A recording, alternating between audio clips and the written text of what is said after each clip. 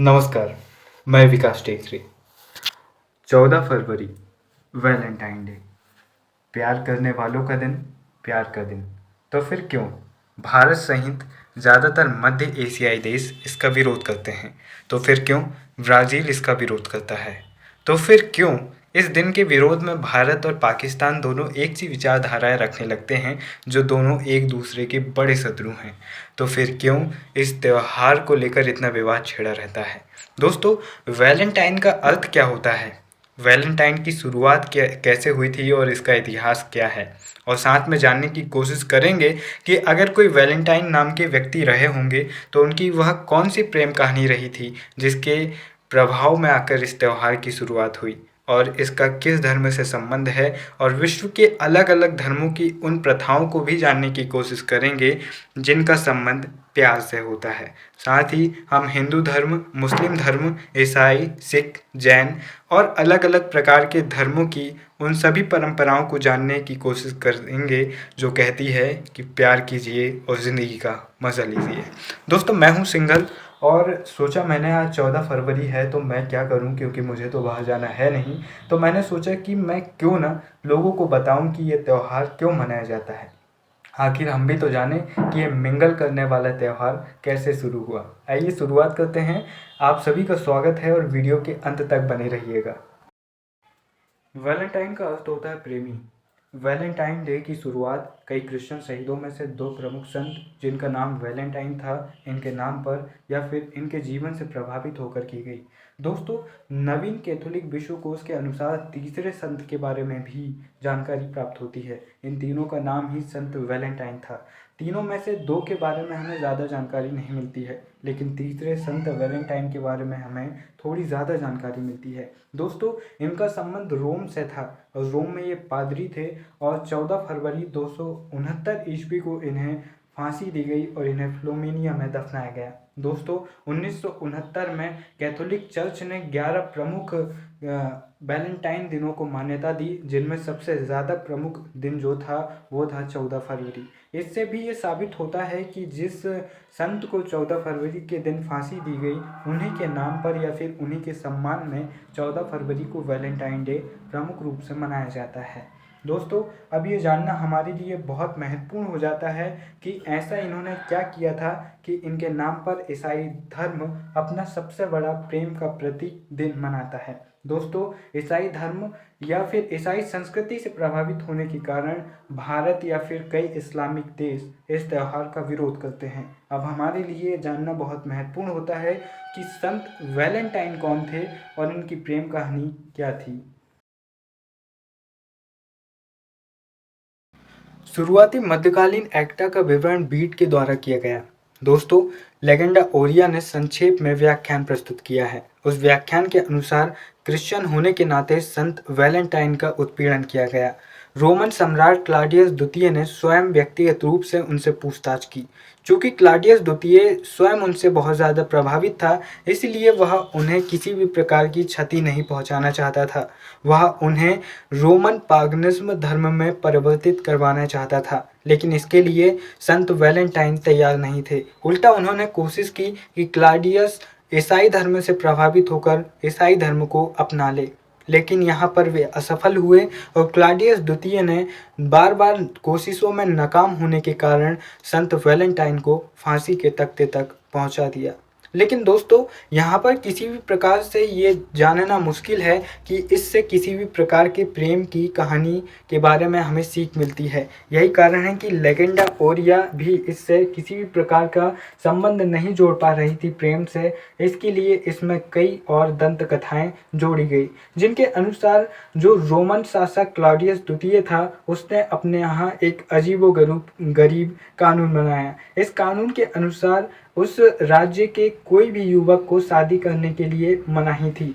यहाँ पर क्लाउडियस द्वितीय का ये विचार रहा होगा कि उसके सैनिक अगर शादी कर लेंगे तो वे ज़्यादा आलसी हो जाएंगे और वे काम पर ध्यान नहीं देंगे। इसलिए अच्छे सैनिक रखने की चाह में उसने ये अजीबोगरीब फरमान सुनाया। लेकिन संत वैलेंटाइन ने इसका विरोध किया और वे चोरी चुपके जवानों की शादी करवा दिया करते थे। यहाँ पर क्लाउडियस द्वितीय ने उन्हें जेल में बंद करवा दिया जब उन्हें इस बात की भनक लगी। तो दोस्तों, जब संत वैलेंटाइन को जेल में बंद कर दिया गया तो कहते हैं कि यहाँ पर जो जेलर था उसकी लड़की से उन्हें प्यार हो गया।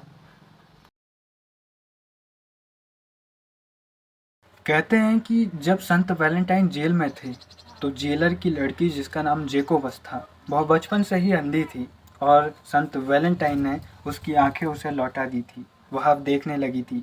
जब उसने पहली बार आंखें खोई तो उसने अपने सामने संत वैलेंटाइन को पाया और वह उनके प्यार में पड़ गई और धीरे धीरे दोनों एक दूसरे से प्यार करने लगे।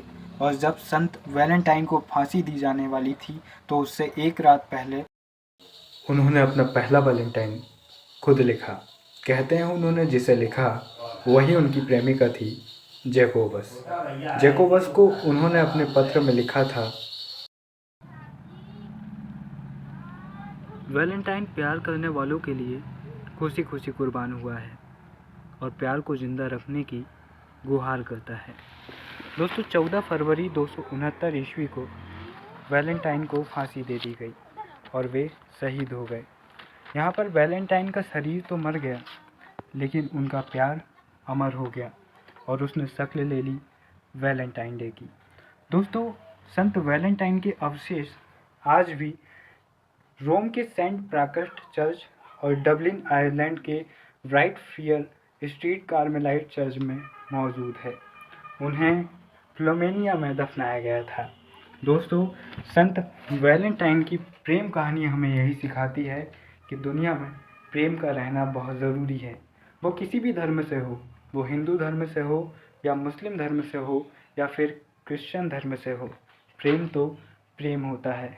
यहाँ पर कृष्ण और उनकी प्रियतमा राधा का प्रेम हो या फिर उन्हें प्यार करने वाली मीराबाई का प्रेम हो या फिर हीर रांझे का प्रेम हो, मजनू लैला का प्रेम हो या फिर यहाँ पर संत वैलेंटाइन का प्रेम हो, ये सब कुछ हमें सिखाते हैं कि दुनिया में प्यार का रहना बहुत ज़्यादा ज़रूरी है, क्योंकि प्यार के बिना मनुष्य अपनी मानवीयता को भूल जाएगा।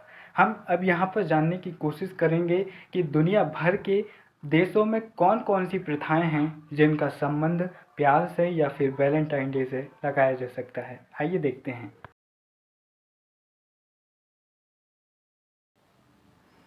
दोस्तों, स्लोवानिया में एक कहावत है। कहते हैं कि संत वैलेंटाइन जड़ों की चाबियां लाते हैं, इसीलिए 14 फरवरी को पौधों और पुष्पों का विकास होता है। इसीलिए यहाँ पर वैलेंटाइन को एक ऐसे दिन के रूप में मनाया जाता है जब वाइन यार्ड और कृषि के कार्य की शुरुआत होती है। दोस्तों, यहाँ पर यह भी कहा जाता है कि इस दिन पक्षी एक दूसरे से प्यार का इजहार करते हैं और शादी भी करते हैं। दोस्तों, ईसाई धर्म में मूल रूप से 12 मार्च को प्रेम का दिवस मनाया जाता है, जिसे सेंट ग्रेगरी दिवस भी कहते हैं।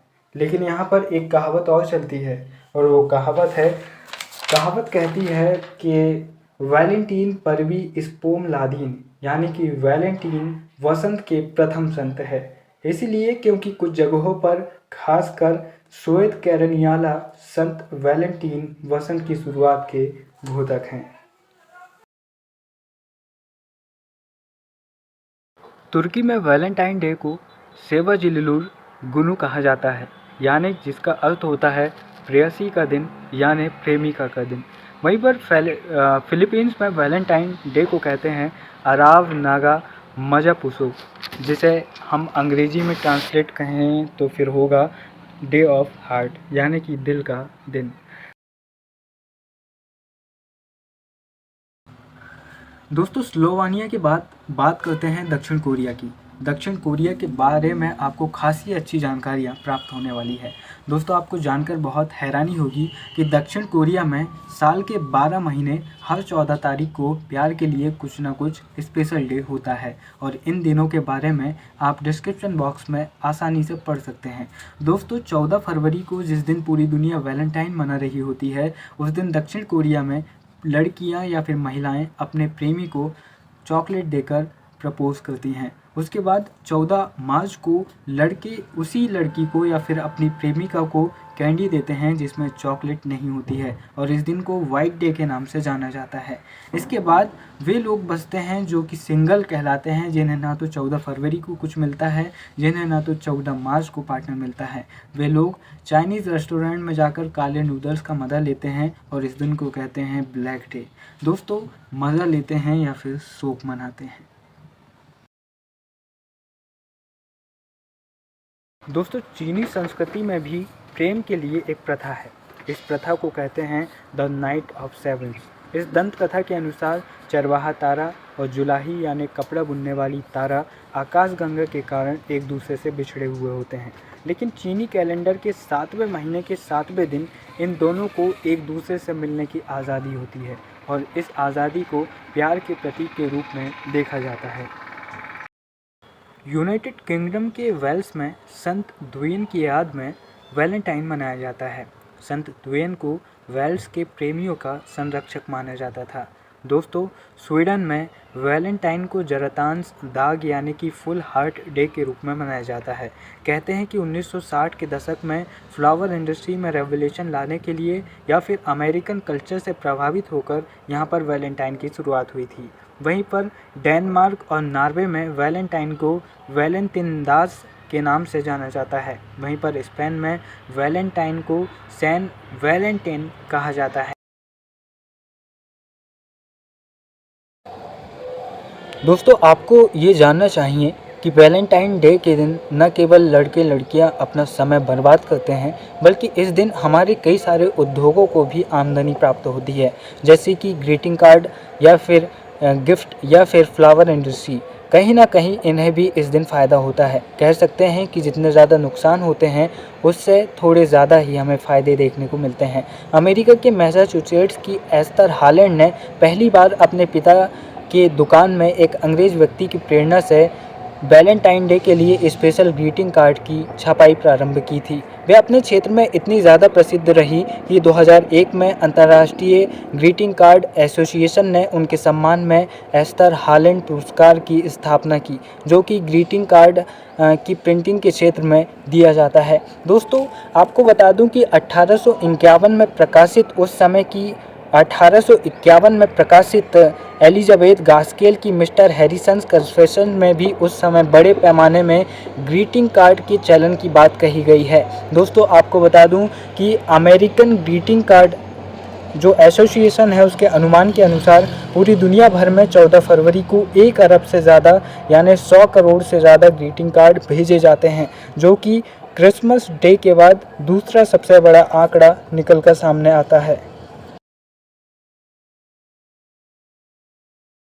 दोस्तों, इतना सब कुछ जानने के बाद अब आपकी नज़र होगी पाकिस्तान पर। यह भी तो जानना बहुत ज़रूरी है ना कि हमारा जो पड़ोसी है, जो हमारा बच्चा है, जो हमारा शत्रु है पाकिस्तान, वहाँ पर वैलेंटाइन डे के दिन क्या हरकत होती है। तो दोस्तों, 2019 के एक फ़ैसले से ही आप समझ सकते हैं कि पाकिस्तान फैसलाबाद एग्रीकल्चर यूनिवर्सिटी के वाइस चांसलर इकबाल रंधावा ने यूनिवर्सिटी में एक फरमान जारी किया और उन्होंने कहा कि वैलेंटाइन कोई नहीं मनाएगा, आज के दिन हम मनाएंगे सिस्टर्स डे। दोस्तों, पाकिस्तान में 14 फरवरी को हया दिवस के रूप में भी मनाया जाता है। आपको शर्म नहीं आती? आप वैलेंटाइन मना रहे हैं।